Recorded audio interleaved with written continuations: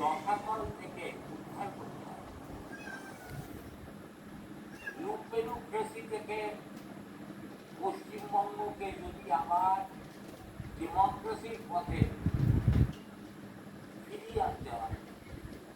তাহলে শিক্ষিত মধ্যবিত্ত নাগরিক সমাজের সক্রিয় ভূমিকা ছাড়া জীবনে কখনো তা সম্ভব হবে। দেখুন, এই যে 2011 সালে মমতা বন্দ্যোপাধ্যায় বুদ্ধদেব ভট্টাচার্যের সরকারকে পরাজিত করে ক্ষমতা নিয়েছে, সেটা কিন্তু একদিকে 34 বছরের পাপ শাসনের বিরুদ্ধে প্রতিষ্ঠান বিরোধী হওয়া, অন্যদিকে বুদ্ধদেব ভট্টাচার্যের সরকারের শিল্প নীতির ফলে, বিশেষ করে জমি অধিগ্রহণ নীতির ফলে